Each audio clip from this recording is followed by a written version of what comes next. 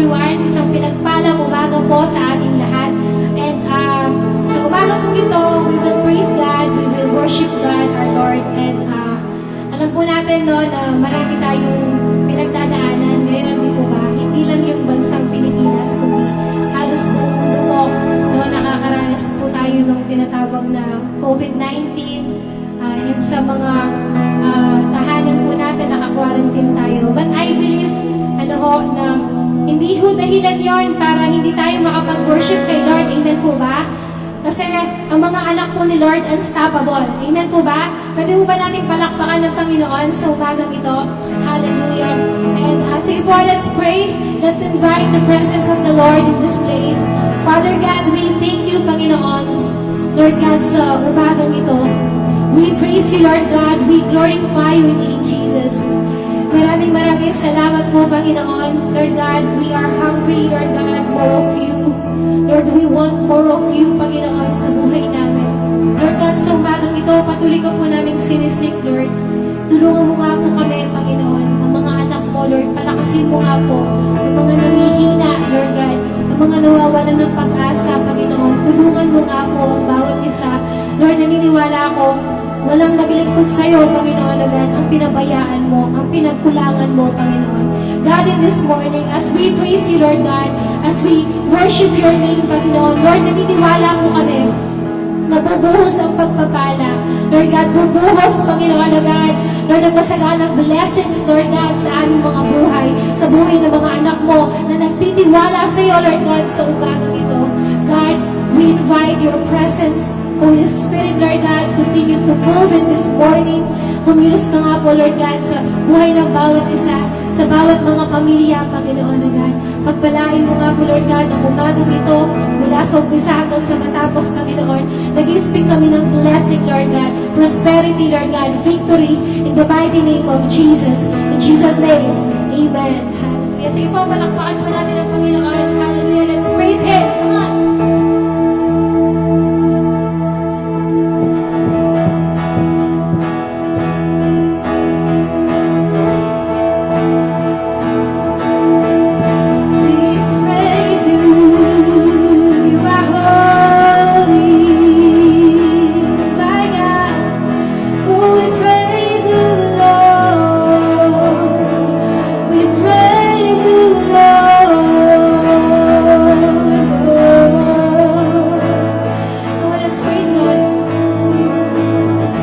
Standing here in your presence and thinking of the good things you have done, waiting here patiently just to hear your still small voice again.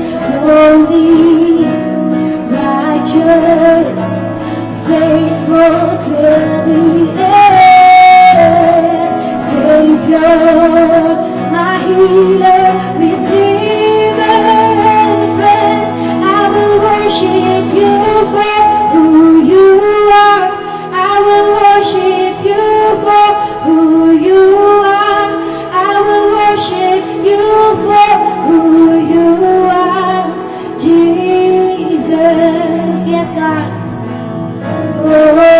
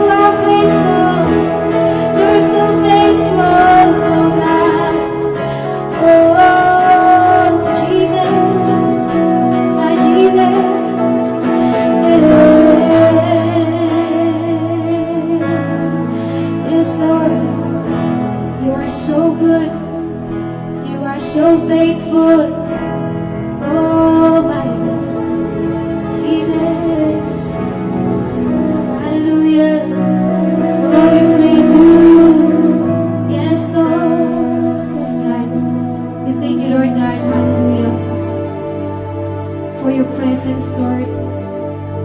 Yes, Lord, patuloy ka namin sinisik, Lord God. So bagay ito, Panginoon. Lord, we want more of your presence, Lord. We want more of your glory, Lord God. Hallelujah, Jesus. Hallelujah, Lord. We seek you. We seek you. Yes, oh God, we glorify you. We invite your presence. We glorify your name. Jesus. Hallelujah. Oh, we glorify you. Jesus.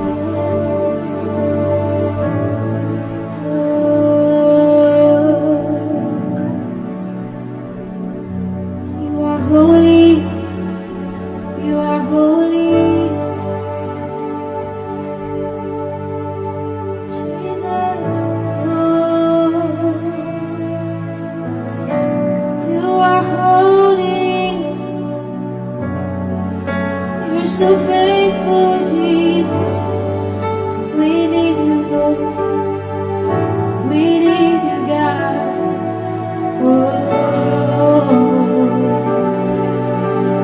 Jesus, Jesus, we seek you, Lord, we seek you, Jesus, we seek you, Lord, we want more of you, oh God, you're so powerful, I know you, I know you. I know you, Jesus. Oh, God. You are holy. You are holy. You deserve, oh God. You deserve, Lord. You deserve, Lord. Jesus. Yes, God. Hallelujah.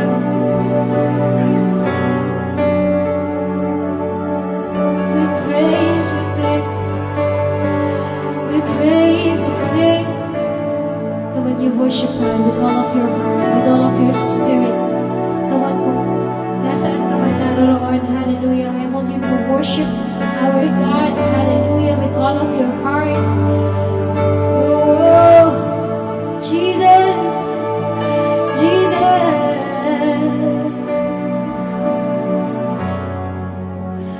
Death could not hold you. The veil tore before you. You silenced the voice of sin and grave. The heavens are rolling the praise of your glory. For you are raised to life again. You have no rival.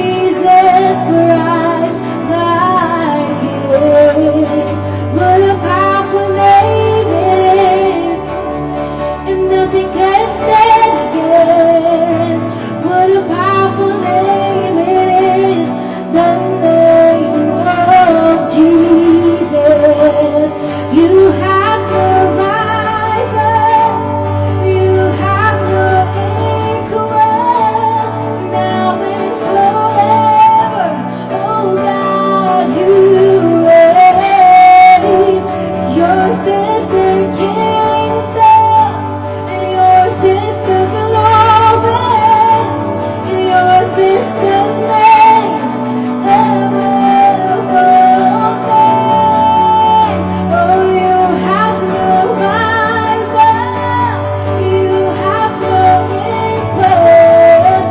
Now and forever, God, you reign. Yours is the kingdom, yours is the glory, and yours is the name above all names. What a powerful name it is. What a powerful name it is. The name of Jesus Christ, my King. What a powerful name it is. And nothing can stand against. What a powerful name it is. The name of Jesus. What a powerful name it is. The name of Jesus. What a powerful name it is. The name. Come on, you sing it out. What a powerful name. What a powerful name it is. The name of Jesus. We believe. What a powerful name it is. The name of Jesus.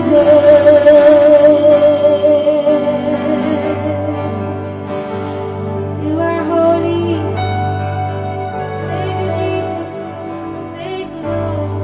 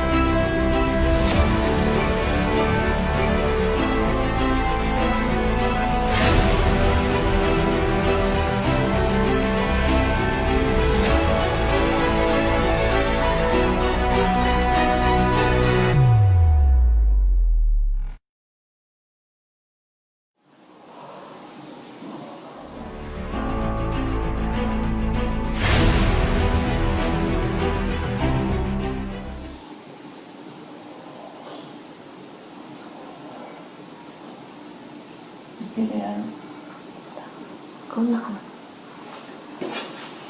Purihin po ang Panginoon. Magandang umaga po sa lahat.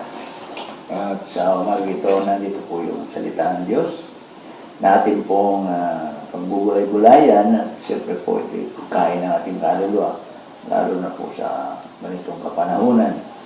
Ang sabi po ng Matthew chapter 16 verse 13, nang dumating si Jesus sa lupain ng Cesarea ng Pilipos at tinanong niya ang kanyang mga lagad, sino raw ang anak ng tao? At sumagot sila, sabi po ng ilan ay si Juan Bautista kayo. Sabi naman ng iba, si Elias kayo, at may nagsasabi pang si Jeremias kayo o isa sa mga propeta. Kayo naman, anong sabi ninyo sa sino ako? Tanong niya sa kanila, sa mga apostol. Sumagot si Simon Pedro, kayo po ang Diyos, ang anak ng Diyos na buhay. Sinabi sa kanya ni Jesus, mapalad ka Simon, anak ni Jonas, sapagkat ang katotohanan ito ay inihayag sa iyo ng sinong, sapagkat ang katotohanan ito ay hindi inihayag sa iyo ng sinong tao, kundi ng aking amang nasa langit. At sinasabi ko naman sa iyo, ikaw ay Pedro, at sa ibabaw ng batong ito ay tatayo ko ang aking iglesia o simbahan, at hindi makapananaig sa kanya kahit ang kapangyarihan ng kamatayan. Ibibigay ko sa iyo ang mga susi ng kaharian ng langit. Ang ipagbawal mo sa lupa ay ipagbabawal sa langit. at ang ipahintulot mo sa lupa ay ipahintulot sa langit. At mahigpit niyang pinagubilin sa kanyang mga nangad na huwag sabihin kanino man na siya ang Kristo. Purihin po ang Panginoon, magandang umaga po muli. At atin pong bubulayin ang salita ng Diyos sapagkat sa ating pong kapanahonan ay marami po ang mga nangangamba sa ating sitwasyon dahil na ito pong virus na lumaganap sa ating mundo. At sa umagang ito ay bilang mga mananampalataya, ano naman po yung ating sitwasyon? Sapagkat sinabi po ng Panginoong Yesus, no, iba ang ating buhay, iba yung ating kalagayan. Ito po yung pagkakaiba kasi ng mayroong Diyos at wala pong Diyos o Panginoon. Bagamat ang lahat ay mayroon pong tinatawag na reliyon o tinatawag na sekta o grupo na pinaniniwalaan. Nanggaling din po ako sa ibang bansa, tulad po sa India. Milyon po ang kanilang mga Diyos po doon, napakarami. No? At sa Thailand, galing din po ako. No? Nandiyan po ang mga Buddhism, yung mga monk ba. No? So, galing din po ako ng Laos. No? Yung bansa pong yan ay wala po silang Diyos o komunista pong bansa. O sinabi kong common, pare-pares po sila. Komunista. Meron silang common in union, parang ganun may pagkakaan. Isa po sila na paniniwala, wala po silang paniniwala sa Diyos. Hallelujah. Yun po ang mga paniniwala ng bawat so, galing din naman po ako sa Middle East na kung saan ay ang Panginoong Jesucristo sa Quran ay isa lamang po siyang propeta. No? So, sa umagang ito ay dumating din tayo sa katanungan ito. Buti na lang ang Panginoon, siya po ang nag-explain. Sabi ng chapter 16 ng Matthew, verse 13. Sabi niya, sino ako? Sabi ng mga tao, sabi ng Panginoon Jesucristo. Sabi naman po ng mga apostol, sabi niya, may nagsasabing kayo po si Juan Bautista, may sabihin, propeta. May nagsasabing kayo si Elias, may nagsasabing kayo si Jeremias, may nagsasabing isa kayo sa mga prophet. Sabi naman ng Panginoon, kayo, sa mga pansarili niyong kaalaman, sino ako? Nagsalita po si Pedro, ang sabi niya, kayo po ang Kristo, ang Mesiyas, ang anak ng Diyos na buhay. So, ang sabi ng Panginoon Yesus dito, alam mo, mapalad ka, Pedro, sapagkat hindi galing sa iyo yung sinabi mo. Yan ay revelation. Pahayag mula sa Amang nasa langit. Kaya naman, sabi niya, ikaw ay isang Pedro, ikaw ang isang bato, sabi niya. Sa ibabaw din ng batong sinabi mo, sabi niya, yung pundasyon na yan, itatayo ko nga, ng simbahan na walang makapagsasara niyan, maging ang Hades ay lugar ng mga patay. No? So, madaling sabi, meron tayo pong 4 na bibigyan po ng kahalagaan sa sitwasyon ito. No? Akala kasi ng mga tao, nung kapanahon ng Panginoon Yesus, maging sa ating kapanahonan, no? Ay ang Diyos ay, ang Panginoon Yesus ay nagpapagaling lamang. Isa lamang siyang, sabihin natin,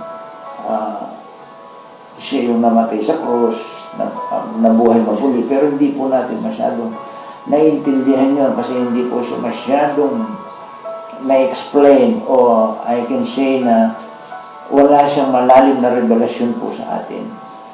Hindi siya ganun kalalim. Hindi katulad po ni Pedro, sabi ng Panginoon sa Kristo, alam mo, malalim ang revelation na yan sa'yo. Na binanggit mo, yan ay galing sa Amang nasa langit. Na, number 1, dapat magkaroon tayo ng revelation sa ating mga puso. Confirmation ng ating Panginoon Kristo na pinaniwalaan, tinanggap sa ating mga buhay. Siya po ang Kristo. Pag sinabing Kristo, Christ, siya po yung Messiah, sa aklat ng Hebrew term Messiah. Pag sinabi kong Kristo, Christ, the anointed one, the Savior sa English, the Savior, manunubos, tutubos. Kaya ang salitang Jesus ay Savior, ang katapat po na salita ng Jesus ay Savior, nanunubos o tigatubos, Kristo o Messiah, the Savior. Yan po ibig sabihin yan. Kaya sabi ni Pedro, you are the Christ. Ikaw ang tutubos, ikaw ang manunubos, ikaw ang anak ng Diyos. So, dapat natin malaman na malalim sa ating mga puso ang revelation nito. Hindi bilang Kristiyano, kundi bilang mga kasama sa binanggit ng Panginoon ng aking simbahan ay itatayo ko ang aking simbahan at ang pundasyon ay ang bato. Sino po ba ang bato? Si Jesus Christ. Kaya meron pong salita, the rock of my salvation. Ang katapat po kasi ng salitang bato na binanggit ni Jesus po dyan, sabi niya, you are Peter, sabi niya, ikaw bato, sabi niya, at sa ibabaw ng batong yan na sinabi mo, sa ibabaw ng pundasyon na sinabi mo, sa ibabaw ng revelation sinabi mo, itatayo ko ang aking simbahan. At maging ang impyerno, ang lugar ng mga patay, hindi siya pwedeng talunin, hindi siya pwedeng gibain, wasakin, o hindi siya pwedeng pasukin, o hindi siya pwedeng pakialaman, hindi siya pwedeng hindi siya pwedeng gapiin. So, madaling sabi, una natin maintindihan ng revelation, Jesus Christ, hindi po siya propeta. Hindi siya mabuting tao lamang. Hindi lang siya nagpapagaling lang. Siya po ay anak ng Diyos. Kailangan ma-reveal sa ating mga puso yun. Kailangan maintindihan natin siya ay anak ng Diyos na pinadala ng Panginoon Ama upang tayo iligtas sa pamagitan ng kunin niya ang ating mga kasalanan. Kunin niya ang ating mga kasalanan ay ang tutubos, siya ang papatayin sapagkat sa salita ng Diyos nakasulat, ang kabayaran ng kasalanan ay kamatayan. Kaya naman nung tayo isilang, makasalanan na po tayo dahil sa ating mga ninunong Adan at Eva, damay na po tayo doon. Kaya kailangan mayroon pong tutubos sa atin. May tutubos sa ating mga kasalanan. At walang iba kundi ang Panginoong Jesucristo. Kasi nga, ang sabi nga, ang kabayaran ng kasalanan ay kamatayan. Kaya ang tutubos sa atin, dapat walang kasalanan. Kasi kung makasalanan lang din po, ang tutubos sa atin, dapat din siyang mamatay. Pero ang tutubos sa atin ay ang Panginoon Yesus na walang bahid dungis. Siya ang karapat dapat tutubos sa mga taong makasalanan. Sapagkat tayo ang dapat patayin, sigurado tayo papatayin, sigurado tayo parurusahan. Pero dahil ang Diyos ay buti, napakabait at mahal tayo, binigay niya kanyang bugtong na anak, ang Panginoon Kristo. Siya po ang tutubos sa atin. Kaya sabi nga ng John 3:16, ganun na lang ang pag-ibig ng Diyos sa atin. Binigay niya kanyang bugtong na anak. Siya ang papatayin, siya ang tutubos. At ang sino mang maniwala at manampalataya rito, tanggapin ang paniniwalang ito, ang katotohanan ito, ay bibigyan ng Diyos ng karapatan ng taong yun na maging anak ng Diyos. Kaya tayo ay naging anak ng Diyos ngayon. Dapat natin maintindihan po yun, kung sino si Kristo o sino si Jesus sa ating mga buhay. Kung sino ang tinanggap natin sa ating puso. Hindi po siya reliyon, no? Hindi po siya sekta, kundi ang Panginoong Hesukristo, ang anak ng Diyos na binigay sa atin. Hallelujah. So, yun po ang isang dapat nating maintindihan. Yung revelation na dapat malalim sa ating puso.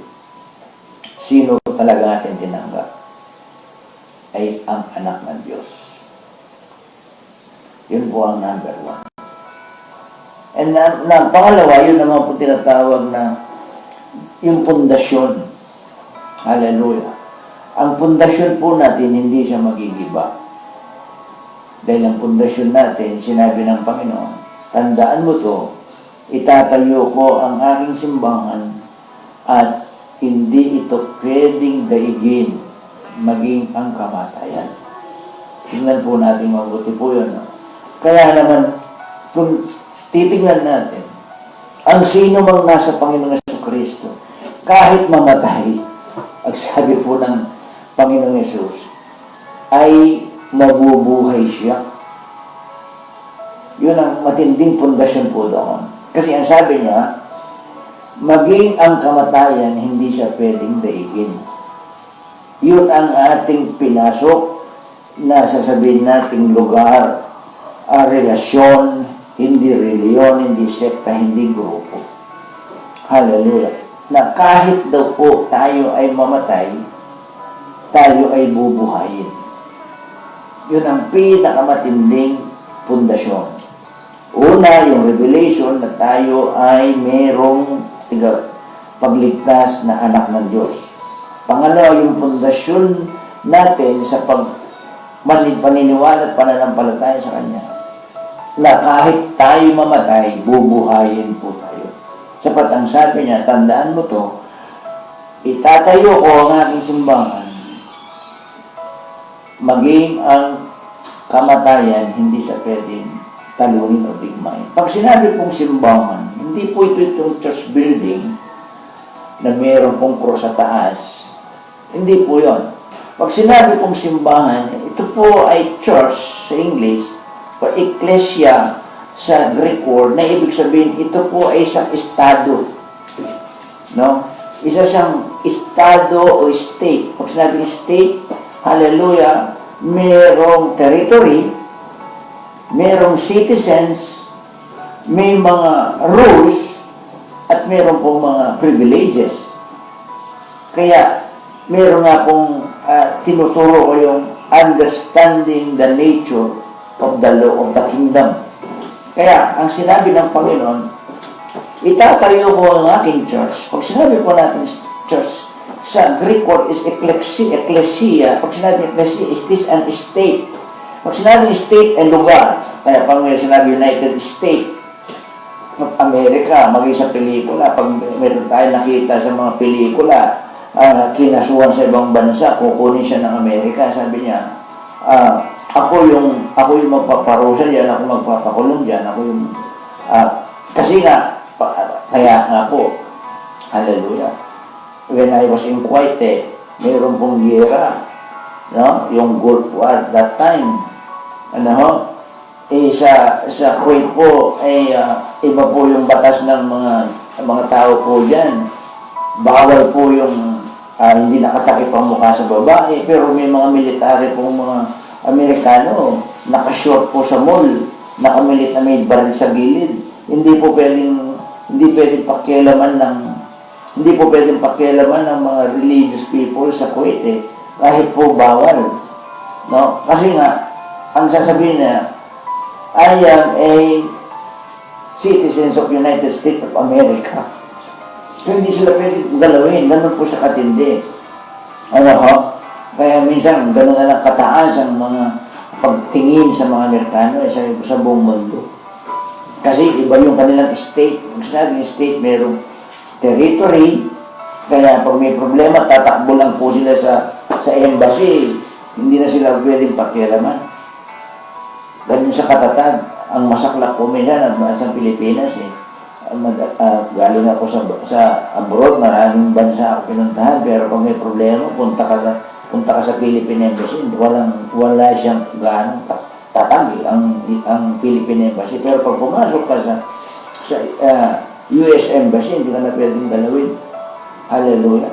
So, sa mga pelikula, pag nakatawid ka ng border ng Mexico, sakop ka ng United States. So, madali sabi, ang sinabi mong ecclesia, I will build my church, it is a state. Kung sinabi state, isa sa lugar, may teritoryo, may citizens, may privilege, may mga rules. Kaya sabi ng Panginoon, tayo ko ang aking simbahan, no, ecclesia, the state, tandaan mo to, hindi siya pwedeng maging ang kamatayan, hindi siya pwedeng paghimasukan, pakialaman, hindi siya pwedeng talunin. Yun po ang pangalawa, yung pundasyon.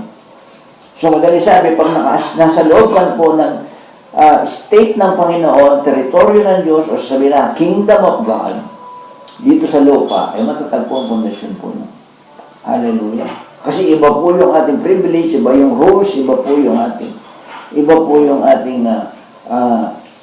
galaw, iba yung ating move, kaya ibang magsalita ang mananampalataya. Iba ang kanilang mindset. Ibang kanilang pagsunod. Tingnan niyo pang layo. No? Malayo. Ang mga mananampalataya ng Panginoong Jesucristo, kung nagsalita, hallelujah, yung mga prinsipyo ng Bible ay nasusunod po. Sabi na, huwag kang maghiganti. Magpatawad ka. Actually, magpakababa ka.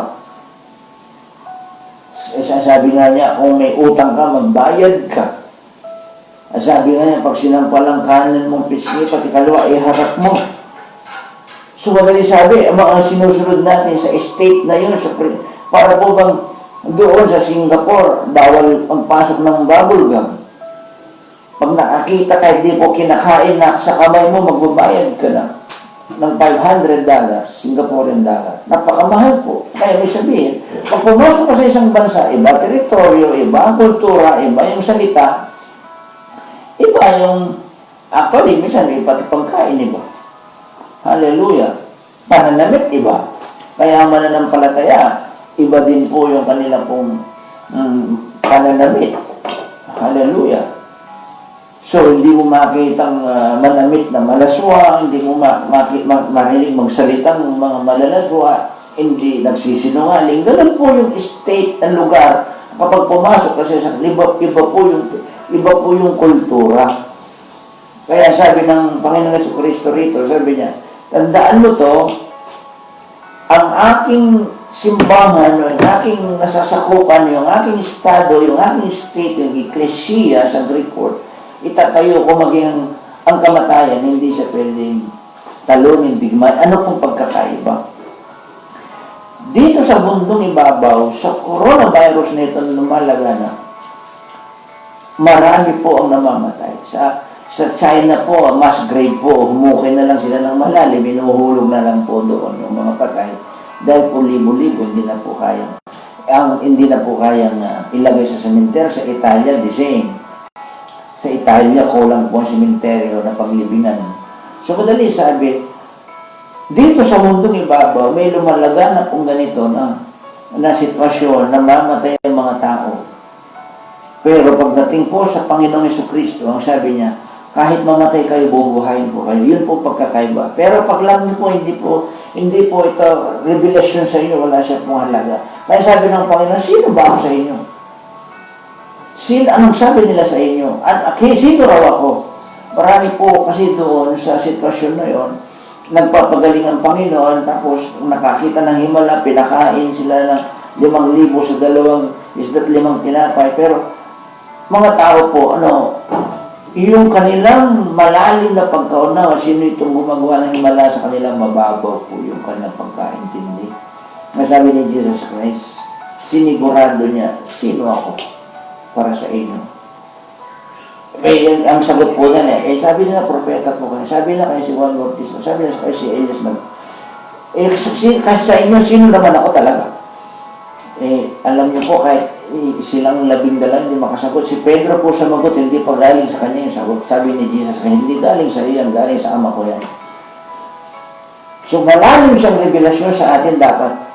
So, madali sabi sa kapanahonan natin, Mga mananampalataya, mayroong nangyayari na sa ating sitwasyon may takot sa puso kasi hindi malalim sa kanilang puso yung revelation o kapahayagan kung sino si Jesus Christ na tinanggap nila. Kaya ang galaw nila iba, ang move nila iba. Ano ho? Ay parang walang kwenta, ginawa lang nilang reliyon, ginawa nilang Christianity, ginawa nilang Kristyanismo. Dahil may Kristo sa puso. Hindi po siya gano'n. Hindi po siya gano'n. No? Kailangan malalim yung revelation sa atin, yun ang number one. Sino ang ating tinanggap? Pangalawa, gaano natin naintindihan yung pundasyon na pinasok natin sa ating puso? Gaano siya katibay? Ang sabi ni Jesus Christ, tandaan niyo to, maging ang kamatayan, hindi siya pwedeng talunin.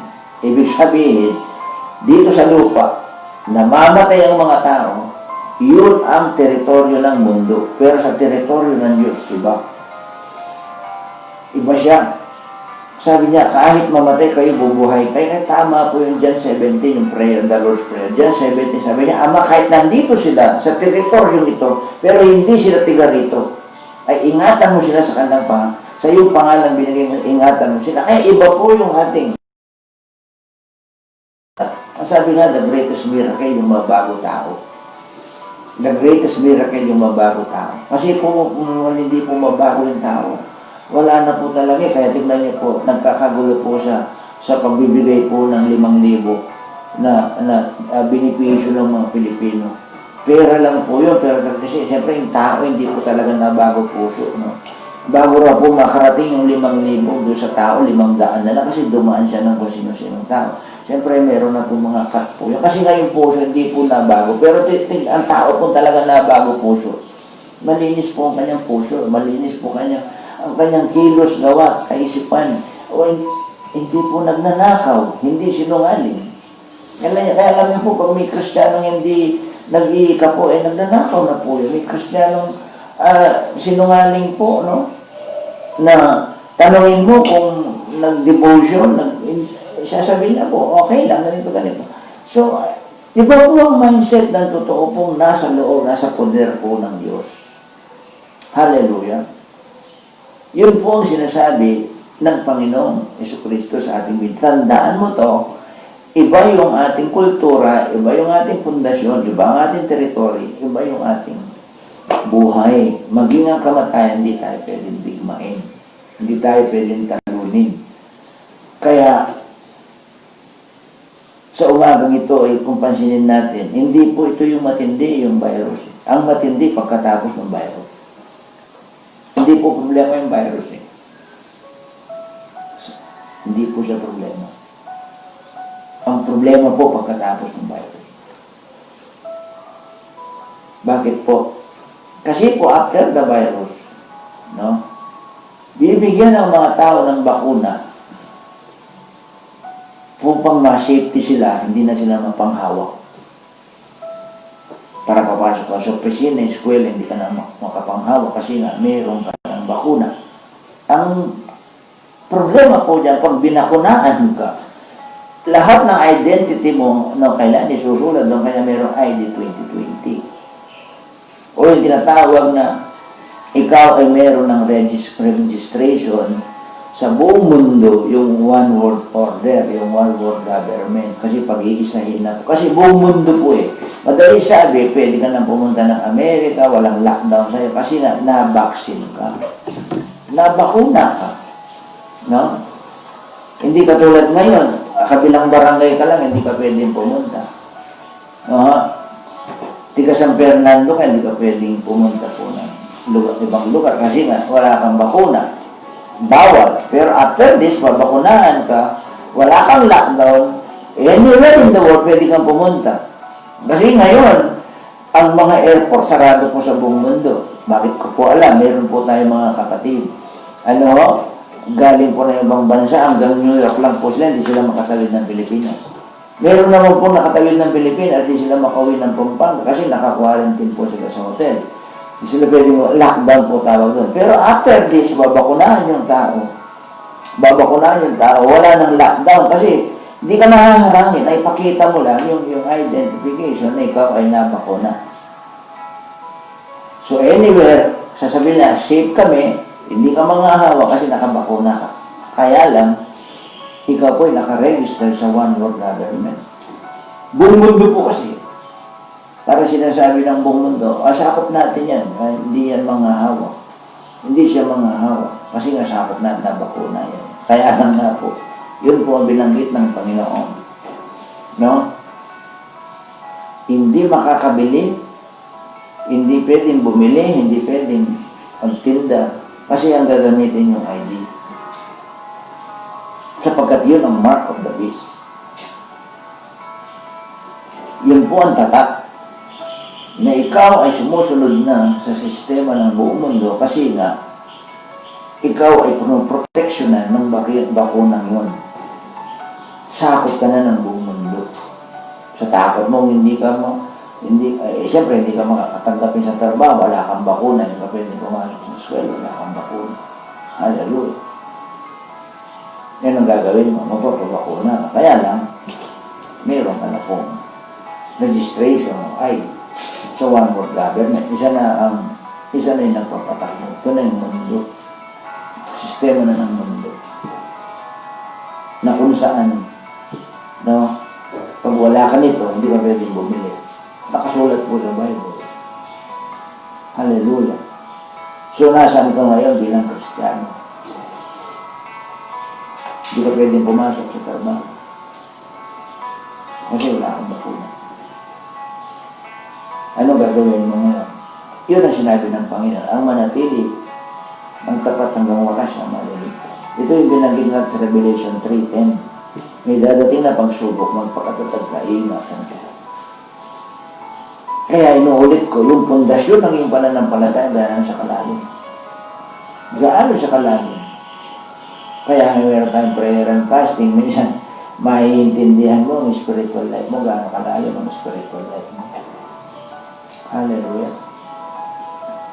Kung paano yung paniniwala sa sino ba yung sinusunod mo? Reliyon o si Jesus Christ?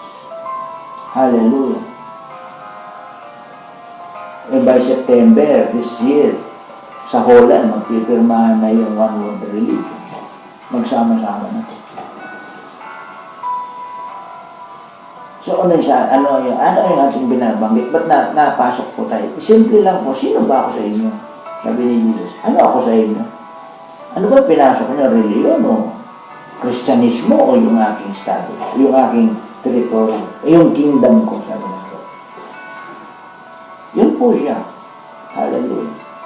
Yun ang aking binanggit. So una, number one, kailangan malaman mo sino si Jesus Christ na totoo sa puso. Pangalawa, yung pundasyon mo. Gaano kalalim? Gaano paniniwala mo sa kanya? Alam mo siya si Jesus. Gaano kalalim yung pundasyon mo sa kanya? Pangatlo yung tinatawag po na yung ating meron tayong insurance. No? Insurance, sabi niya, kahit mamatay tayo, bubuhayin ko kayo. Gaano kalalim sa atin? Gaano kalalim doon? Na minsan, yung Kapitan Del Barrio, bigyan ka na ng 1 kilong bigat, dalawang sardinas, nagre-reklamo ka. 5,000 na pinangako ng gobyerno na nagkakagulo. Kaya mas mo pag hindi ka kakain, hindi ka makabili, wala kami na, hindi ka nakabakuna. Gaano katibay mo? Sabi ng Panginoon, meron kayong insurance sa akin. Na kahit kayo ay mapatay, bubuhay mo kayo. Ito yung malalim na po ito. Kaya tayo between good and evil too.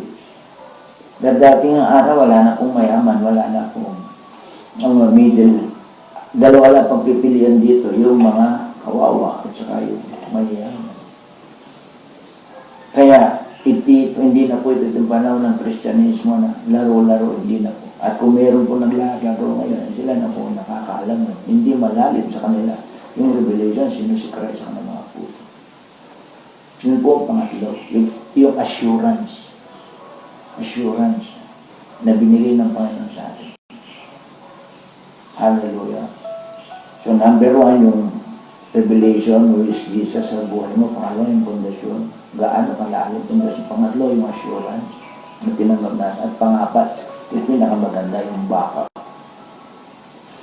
Ang sabi ng Panginoon, ang pakawalan mo rito sa lupa, sa langit pakakawalan. Tingnan niyo po, katindi po yun. At ang isara mo rito sa lupa, sa langit, isasara. Ang tindi po magsalita ng Panginoon. Very confident po siya. Masyadong matindi ang kanyang pananalita. Ang isara mo sa lupa, sa langit, isasara. Ang buksan mo sa lupa, sa langit bubuksan. I will give you the keys of the kingdom. Kaya, ang tindi po ng backup ng Lord. So, sa sitwasyon natin ngayon, no? Sabihin natin, Lord, ito sitwasyon sa lupa. Eh, kung talagang tayo ay mayroong malalim na pundasyon sa Kanya at si Jesus Christ sa ating puso, eh, pwede natin sabihin, Lord, nandito kami, nandiyan ka sa langit, eh, buksan mo naman po, no? Buksan mo po itong mga nakasarang blessing dito sa lupa sa amin. Eh, kaya pong gawin na. Diyos po nga po siya, number one na sinabi ko palang, Diyos po siya. Diyos po siya, mga kapatid. Ay, bakapan ko kayo na anuman ang gusto nyong gawin dito sa lupa, gagawin sa langit. Anuman na hindi nyo gustong gawin dito sa lupa, sa langit hindi gagawin. Ibig sabihin, pag sinabi ng Lord, hindi mangyayari sa lupa ito sa amin, hindi mangyayari. Kasi nga, Diyos po yung Panginoon natin tinanggap. Hindi po reliyon. Hindi po siya grupo, sekta. It is a state, lugar, kingdom nga po eh. Kaya, ang sabi po ng Matthew 24, pinag ko last time, verse 14. Sabi po doon sa verse 10, ito na umpisa ng kahirapan ng birth pain. Pero tandaan nyo, kailangan mangyari ang tagutong, gera, lindol, agawan ng kaharian. Pero sabi sa verse 14, Matthew 24, pag na-i-preach na itong principle na ito, kingdom principle na ito, dadating na. Hallelujah. Kaya nandito po tayo sa lugar na kung saan eh, talagang end time, palapit po pagdating ng Panginoon, na kung saan, pag hindi ka naka-ready, medyo mababaw kang Kristiyano. Kristiyano, lalaro-laro ka ng TikTok dyan, eh palagay ko, pag kumatok si Jesus, paano ka? Kristiyano ka, hindi pinapansin ito, eh, paano na? Eh, I wear you. Sabi ng verse 24, Matthew 24, verse 10, this is the beginning of birth pain. Eh, mag-ayos-ayos po tayo. No, mag-ayos-ayos tayo ng relasyon sa Panginoon. Magpakalalim tayo, kaya meron tayong ganito. Hallelujah. Na kahit nasa bahay lang, online worship service, nakakarinig tayo ng Word of God. Salamat sa internet na gagamit natin sa kabutihan. Pero one day, hindi na po magamit po ang internet. Hallelujah. Kasi yan ang pinaka-GPS na ng mga Antichrist. Kasi nakaregister ka sa Google. Kaya ang pwedeng gawin ngayon, magpakalalim ka sa Panginoon kasi ang malalim ang relasyon sa Diyos. Pag sinabing Diyos, Diyos na makapangyarihan, sinabi niya maging ang infierno, maging ang demonyo, maging ang satanas, maging ang kamatayan, hindi tayo matatalo dyan. Kaya sabi nga niya sa 16:33 nandiyan eh, meron kayong mga kapighatian pero lakasan yung loob, tapos na sa akin yan. Mapagtagumpayan natin yan. Napakambuti po ng Panginoon. Sa sumangit na kapatid, I hope na-realize natin sino ba si Jesus Christ sa ating mga puso. Pangalawa, gaano katibay ang pundasyon mo sa Panginoon. Pangatlo, yung assurance mo na alam mo hindi ka maaano. At pang-apat, yung backup ng Panginoon sa iyo. Sabi niya, ano man ang mangyari, ano man ang pag-pray nyo, gustuhin nyo o hindi, ibibigay. Sabi niya, ano man ang saraan nyo sa lupa, sasaraan sa langit. Kaya pag sinabi natin, virus, sa amin yan. Sarado po siya. Blessing, bumukas na. Blessings, napakatindi po ng Lord. Hallelujah. Alam niyo, magpalad po tayo kung hindi natin tinanggap ang mga bagay nito. Paano na tayo? Kaya sama eh. Napakabuti ng Panginoon. Dati tayong alis ang buhay, nabuhay sa kadiliman, sa kaignorante, sa salita. Ngayon tayo po nabago. May purpose ang ating buhay. Nakapaglilingkod pa tayo. Nakakapag-preach tayo, nakakapag-share tayo ng gospel na bago buhay natin. Hindi tayo perwisyo sa lipunan. Hallelujah. Blessing pa tayo sa ating bansa. At tapos na assignment day, papunta tayo sa langit. Kasi binabasa ko po Revelation kanina. Basahin niyo po after this message. Basahin niyo po yung Book of Revelation. Mabibless po kayo. Mabibless po kayo. O wasakin ng mundo, papalitan ng new heaven, new earth. Tapos we 1,000 reign, 1,000 years, nandun tayo, buhay tayo, kumakain tayo ng normal. Dito, 80 years old. Ang presidente nga natin, 75 years old, lulugo-lugo na. Doon, 1,000 years, buhay na buhay ka, wala kang problema. Natural living po yun, wala po yun sa tinatawag na eternal life. Kaya napakaganda po ng assurance natin sa Lord. Doon natin ma-enjoy po lahat. Dahil ang sabi sa Revelation, tapo ng demonyo sa ilalim ng hukay, gagapusin siya doon. Hallelujah. Para hindi na raw po siya mga pandaya at mga panggulo. At lahat naman kumontra sa Panginoon sa kanyang bibig na apoy lumalabas sa kanyang isusunugin na. Kung titignan mo, parang kung pelikula eh. Pero gaano kalalim sa ito kapag may Holy Spirit ka. Hindi tayo maintindihan ng taong walang Holy Spirit. Sabi na, para tayo may depresya. Talagang parang may depresya po tayo sa isip. Kung titignan mo, parang may depresya tayo sa dating masamang tao, no? Manluloko, mandaraya, maraming pinirwisyo. Maraming sinaktan, maraming sinirang buhay. Ngayon, ganito buhay, nag-aayos ng buhay. Masisira talaga ulo mo niya. Hindi inaral sa kuleyo po. Hindi po inaral sa kuleyo. Yan, dating masamang tao. Basura buhay, nakakadiri buhay. Maraming sinirang pamilya. Tapos ngayon, nangangaral ng kabutihan, kabanalan. Masisira talaga. Masisira talaga isip mo. Hallelujah. Kaya purihin po, Panginoon, dalangin ko po sa umaga ito, lahat po naabot na mensahe ito. Pagpalain kayo ng Lord, magpakalalim pa sa Panginoon, unawain mong bagay niya ito. Si Jesus Christ, hindi sa tao, hindi sa propeta. Anak siya ng Diyos, yan, manunubos mo, tigapagligtas mo, binigyan ka ng assurance, binakapan ka niya, sabi niya, ito susi, ano man, isara mo sa lupa, sa langit, kaya sarado po ang coronavirus sa atin dito sa lupa. Sa atin, di tayo, kasi iba nga po ang ating territory. Iba ating buhay. Iba, sabi, ikatayo ko nga aking trust, maging ang demonyong virus na hindi pwedeng makapanayig sa inyo. Ganun siya katindi. By the power of the Holy Spirit, may lagay po ng malalim sa inyong puso ito pagpahain kayo ng Panginoon. At sa umaga ito, meron po tayong communion. Ito yung lagi ko sinasabi. Sabi na 1 Corinthians 10, sabi sa verse 13, wala pang pagsubok na dumating sa inyo na hindi nyo pwedeng pagtagumpayan. Kasi ang sabi niya sa verse 16, sa pamagitan ng pagtanggap nyo ng sarot tinapay, nakikiisa kayo sa katawan ng Panginoon. Ano yung katawan? The power of God. Kapangyarihan ng Panginoon, kasama natin siya, kaisa natin siya. Kaya sa umagang ito, minsan pa sabi ng Lord, alalahanin nyo kapag ginagawa niyo ito, na alin kayo'y nakikibahagi sa aking katawan. Ano ba ang katawan ng Lord? Yung kapangyarihan niya, yung kanyang everything na nasa kanya. Sabi niya, namatay, muling nabuhay. Tama po ba?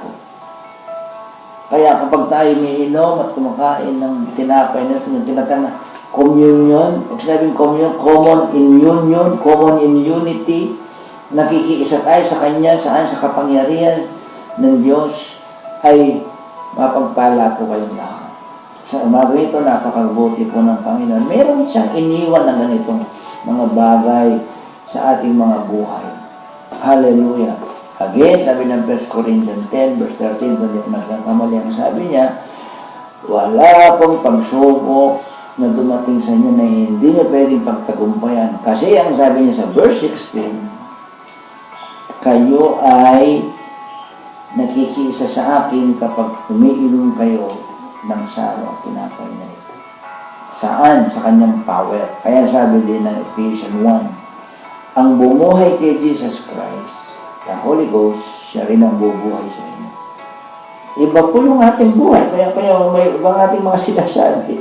May makarinig sa ating hindi mananampalataya. Sabi, ano nangyari sa mga tao? Iba po ang ating buhay.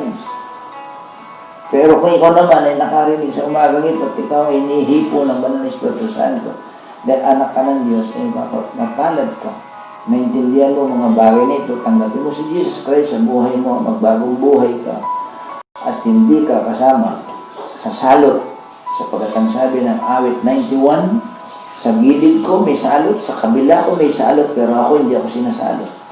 Ang sabi ng 137 verse 25, ako'y maliit na tumanda, sabi ni David, wala akong nakita na anak ng Diyos na mabuti, na ito ay napabayaan, nagmukhang hampas lupa na kanyang mga anak, no? Nagpalimos ng makakain. Ang tindi po ng salita ng Diyos.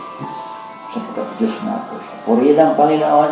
Tayo po manalangin, dalangin po natin ng mga sarong ito. Ama, salamat po sa mga bagay nito, tinapay at ang mga sarong ito, Panginoon, na aming tatanggapin sa umaga nito, dalangin po rin bawat tahanan na ito'y ginaganap ang mga sarong tinapay na sa may simbolo ng iyong kapangyarihan ng ito'y mamatay at muling nabuhay. Ma-remind po kami sa kating sinabi mo, do this in memory of me. Iba ang aming buhay, ibang territory, iba ang aming citizenship, iba ang aming mga privileges, iba ang aming Panginoon Jesus Christ, the Son of the living God. Salamat po, ito po aming dalangin. Sa pangalan ng Panginoon Jesus. Amen. Tayo po natin ang pagkumatit. Hallelujah. Gawin po natin ang ating mga sarong.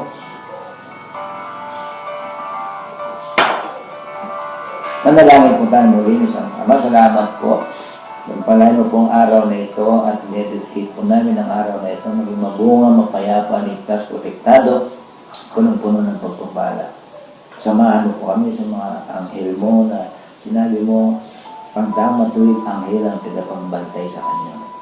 At anumang uri ng salot, sa iyong banal na dugo, covered po kami. Yan pong sinabi mo, Diyos ka po na hindi nagsisinungaling. Diyos ka po na hindi nagsisinungaling. Mabuti kang Diyos, ang makamabuti. Lumalang ng langit at lupa, ikaw ang nasa trono, ikaw po ang may kontrol ng lahat ng bagay. Salamat po. Tulungan mo nga yung presidente, ang mga taong nahihirapan na mayroong paniniwala sa iyo. Palayan mo. Ang dalangin sa pangalan ng Panginoon Jesus. Amen. Hallelujah. So, salamat po hanggang sa muli sa ating online meeting sa Wednesday. Meron po tayong prayer meeting. To God be the glory. At yung pong inyong mga obligasyon sa Panginoon. Ano ha? Nagiging matapat po kayo sa inyong mga giving. Hallelujah. Itabi na po nyo yan. Lagay nyo sa isang lugar. Panalangin nyo. At sa bagay ito, pinagpipray ko po lahat ng ari-arian nyo, kabuhayan nyo. Walang dumating na salot. Gutom sa inyo sa tunay nga po sinabi ng Panginoon. Ang taong naging matapat. Sabi ng awit 137 verse 25, hindi siya magugutom. Kaya, kung pagpalain kayo ng ating kapitan, bigyan kayo ng sardinas, tanggapin nyo, glory to God. Kung wala pong dumating, may dadating, galing sa langit, ganun po kabuti ang Panginoon. Hallelujah. Kung si Elias, ibon po yun ng gahatin. Glory to God. God bless you, to God be the glory. Shalom, at purihin ang Panginoon. Hanggang sa muli, magpalain ka ng Diyos, and may the Lord will bless you, and may the Lord will keep you. May the Lord will make His face shine upon you, and may the Lord will always be gracious to you. Receive all the blessing in the name of the Father, and the Son, the Holy Ghost, and everybody say, Amen. Hallelujah. Shalom, shalom, God bless.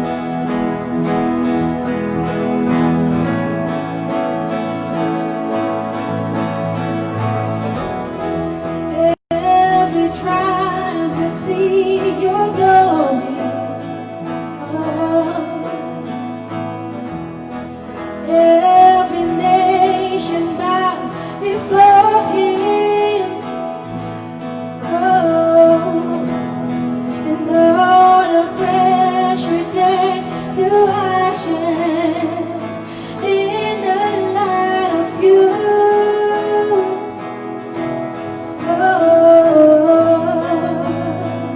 And as we're singing, holy is the Lord Almighty.